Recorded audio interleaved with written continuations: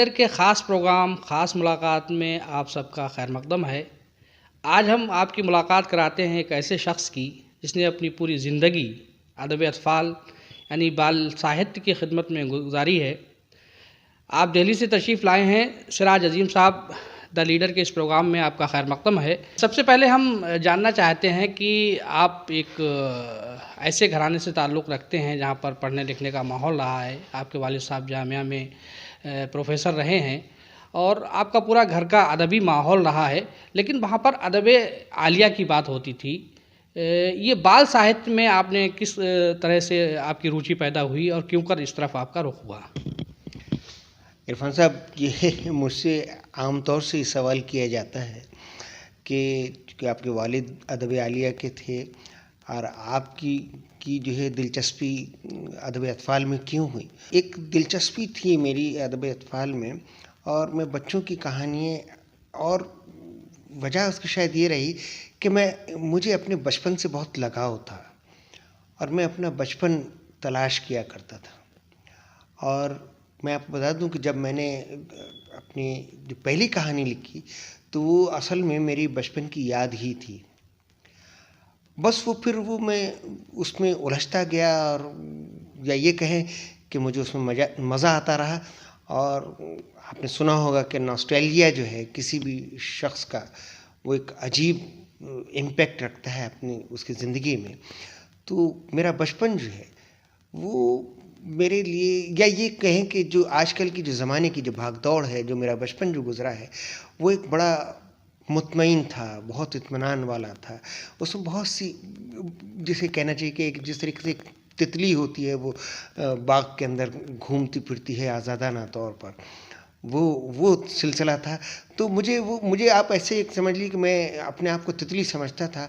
मुझे वो तितली का जो बचपन जो है वो याद आया, तो बस वो उसी ने मुझे वो करता रहा। मैं फूल घूमता रहा और मैं अदब अतफ़ाल का एक छोटा सा वो बन गया। और बहुत अच्छी तरीके से आपने एक्सप्लेन किया। लेकिन हम यहाँ पर अपने जो हमारे देखने वाले हैं, जो हमारे व्यूवर्स हैं, हम उनके लिए जानना चाहते हैं कि बेसिकली ये बाल साहित्य और साहित्य में बुनियादी फ़र्क क्या है? देखिए, साहित्य, या हम उर्दू में उसको कहें कि अदब आलिया, वो है जो बड़ों के ज़हन की, बड़ों के दिल की, बड़ों के जज्बात की सतह पर होता है। और वो उन्हीं की कहानियाँ या उन्हीं के लिटरेचर, उनकी तनकीद होती है, अफ़साना निगारी होती है, नावल निगारी होती है ज़िंदगी। लेकिन बच्चों के लिए ख़ास चीज़ जो होती है, तो सबसे पहली चीज़ होती है कि उनकी तफरी तबाह होना चाहिए। यानी ये उनके लिए एक एंटरटेनमेंट होना चाहिए। उनको जो बच्चे जो दिन भर स्कूल से या किसी से बोझल होकर आए या किसी और चीज़ से, तो वो उनके लिए एक ये जो है कहना चाहिए कि तफरी का सामान होना चाहिए। उसके साथ साथ बच्चों का अदब या बाल साहित्य जो है वो बच्चों के अंदर जो अच्छे आचरण, जो अच्छी चीज़ें जो उनको ज़िंदगी में एक कामयाब इंसान बना सकें, जो उनके अंदर, उनके कैरेक्टर में इनबिल्ट करना है हमें, कि एक अगर कोई समाज का कोई शख्स है, उनके ऊपर कहें क्या कि ये जो है सिराज अज़ीम, ये एक अच्छा बच्चा है, तो वो अच्छा बच्चा जो है वो किस तरीके से हो, क्योंकि ये हमारी जिम्मेदारी है। हम जो बाल साहित्य के लिखने वाले हैं, या जो माँ बाप हैं, या जो टीचर हैं, ये उनकी जिम्मेदारी है कि बच्चे का एक अच्छा आचरण, एक अच्छा इंसान उसको बनाने के लिए उसके अंदर हम बच्चों की क्या कहानी, जैसे पंचतंत्र की कहानी जो है वो आपने अगर सुना हो तो उसकी हिस्ट्री यही है कि एक बादशाह के दो या तीन राजकुमार थे जो बड़े निकम्मे थे। तो उनको जो है वो बादशाह ने एक पंडित को किया, और पंडित जी ने जो उनके अंदर जो चीज़ असल में देखा जाए तो हमारे यहाँ जो आचरण की जो चीज़, तो हमारे पंचतंत्र की जो कहानियाँ हैं नहीं, बहुत अच्छी बात आपने कही कि पंचतंत्र की कहानियाँ इसलिए पॉपुलर हुई कि वो बच्चों की साइकोलॉजी के हिसाब से उनके सतह से लिखी गई। लेकिन एक अदीब के लिए ये कितना मुश्किल काम होता है कि एक बड़ा आदमी, उसकी नफ्सियात अलग हैं, एक बच्चा है उसकी नफ्सियात अलग हैं, तो अपनी नफ्सियात से नीचे आकर बच्चों की सतह पर आकर लिखना ये कितना मुश्किल काम है? ये इसके लिए मैं इरफान साहब आपको बता दूं कि मैं एक बहुत आम सी बात कहता हूं।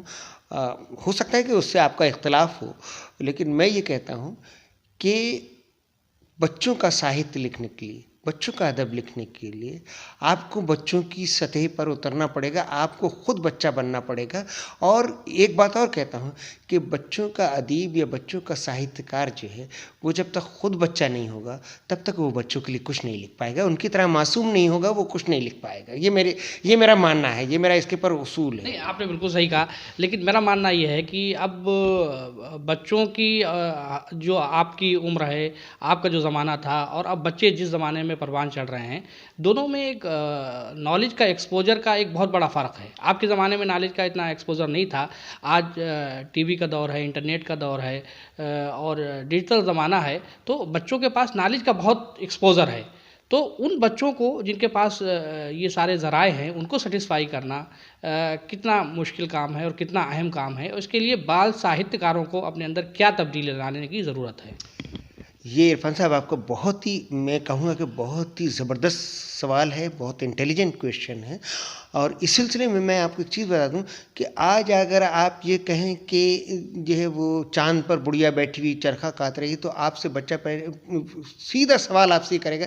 उसके यहाँ ये नहीं है कि वो क्या कह रहा है, अपने बड़े से क्या कह रहा है। वो सीधा आपसे, वो जानता है, एक लफ्ज़ जानता है कि डैडी आप झूठ बोल रहे हैं, चांद पे बुढ़िया कहाँ बैठती है। मैंने तो ये पढ़ा है कि वहाँ पर जो है वो रॉकेट जाता है, वहाँ पर आदमी गया है, आज आदमी मंगल सैयारे पे जा रहा है। तो ये जो बाल साहित्यकार है, अगर आप देखें तो मैं आपको ये कहूँगा कि आज बाल साहित्यकार या बच्चों का अदीब जो है, जो अदब आलिया के अदीब हैं, अदब आलिया के अदीब जो हैं वो तो सिर्फ अपनी जो ज़माना है उसको कर रहे हैं।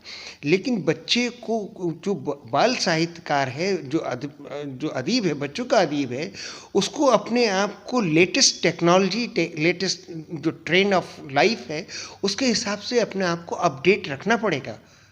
उसके बगैर वो बच्चों को नहीं। और लेकिन हाँ, उसका वो तजर्बा काम आएगा कि वो बच्चों को किस तरीके से उन लेटेस्ट टेक्नोलॉजीज़ को उन बच्चों के सतह पर लाकर किस तरीके से उनको बताए। तो आपको क्या लगता है कि हमारे मुल्क में जिस तरीके का माहौल है और जिस तरीके की बातें होती हैं, नई एजुकेशन पॉलिसी जो है गवर्नमेंट ने लॉन्च की है, बहुत जल्द वो लागू होगी, क्या आपको लगता है कि इन चीज़ों का ख्याल हमारे मुल्क में रखा जा रहा है, और अगर नहीं रखा जा रहा है तो किन तब्दीलियों की ज़रूरत है?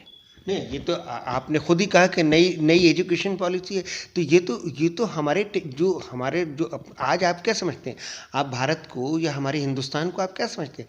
आज हिंदुस्तान जो है दुनिया में, मैं अगर कहना चाहिए कि मैं बहुत ज़्यादा ओवरवेलमिंग अपने कहना चाहिए कि ख्यालात रखूं, तो मैं ये बिल्कुल कहूँगा कि आज जो है मेरे हिंदुस्तान का, मेरे अपने भारत का जो नाम है, वो आज बहुत ही ज़्यादा कंसिडरेबल है। आज वर्ल्ड जो है बगैर हिंदुस्तान के नाम के आगे नहीं चल सकता, ये मैं आपको बता रहा हूँ। जो नई एजुकेशन पॉलिसी है वो उसी के मुताबिक है। और हमें, हमारे जो बच्चों के राइटर हैं या जो बच्चों का जो कोर्सेज बनाते हैं, जो एजुकेशन पॉलिसीज़ है, तो इट मीन्स कि आज बच्चा आपके यहाँ खेती के अंदर जो है वो लेटेस्ट टेक्नोलॉजी की बात करेगा। आपकी पुराने वो उसकी बैलों की जोड़ी की या ये कि उसकी रहट की या इसकी बात नहीं करेगा। आज बच्चा जो बात करेगा, और बल्कि अब तो बच्चा बहुत एडवांस हो गया, आज वो करेगा कि पापा मैं यहाँ अपने घर से बैठे हुआ अपने खेत को जो है कंट्रोल कर सकता हूँ, यहाँ से बैठ के मैं सिंचाई कर सकता हूँ, मैं एक क्लिक करूँगा अपने कंप्यूटर पे और वहाँ पानी। यानी कहने का मतलब ये है कि अगर भारत को विश्व गुरु बनना है, जैसा कि हमारी गवर्नमेंट का भी इस जानिब कई बार वो ऐलान कर चुके हैं कि हमारा मकसद है कि भारत को पूरी दुनिया में एक विश्व गुरु के तौर पर हम इस्टेब्लिश करा सकें, तो इसके लिए पहला काम जो है वो बच्चों से शुरू होना चाहिए। बिल्कुल, ये आपने बिल्कुल सही बात की। मैं आपको एक चीज़ बता दूं कि जो मेरे पास इन्फॉर्मेशन है, क्योंकि मैं जैसे आपने कहा और मुझे चूँकि बच्चों का साहित्य में दिलचस्पी, और आज मुझे जो है उर्दू अदब में मुझे बच्चों के अदब का एक्सपर्ट मानते हैं लोग, तो मेरी नॉलेज, मेरी जिम्मेदारी बढ़ जाती है कि मैं बहुत ही अपडेट रहूँ। तो आपको बता दूँ मैं कि आज जो आईटी डिपार्टमेंट में, आईटी के सेक्टर में मेरे इंडिया के जो आईटी में जो साझेदारी है, मेरे अपने इंडिया की, वो 65% साझेदारी है मेरे इंडिया के नौजवान बच्चों की, मेरे इंडिया के बच्चों की 65% आईटी सेक्टर में मेरे इंडिया के बच्चों की जो है वो साझेदारी है। मैं ज़्यादातर जो एक्सपर्ट हैं, आपको मालूम होना चाहिए कि गूगल में जो एक वाइस प्रेसिडेंट है, वो बच्चा कानपुर का है, वो वहाँ अमेरिका में बैठा हुआ है, कानपुर का बच्चा है जो वाइस प्रेसिडेंट है, और वो मेरे रिलेशन में आता है वो बच्चा। वो ये भी आपको बता दूँ। तो आज अगर आप ये कहते हैं तो कहीं मुझे कोई भी ये कहने में कोई तरद्दुद नहीं है कि और ये मैं मानता हूँ, अब ये मेरा, अब इसको आप चाहे जो है मेरा बड़बोलापन कह लें या कुछ कह लें, कि मेरे अपने जो मुल्क के बच्चे हैं, जो मेरे बच्चे हैं, मेरे भारत के बच्चे हैं, वो ज़्यादा इंटेलिजेंट हैं बनिस्बत और दूसरी जगहों का। बहुत बहुत शुक्रिया, आपने द लीडर से बात की। थैंक यू बहुत।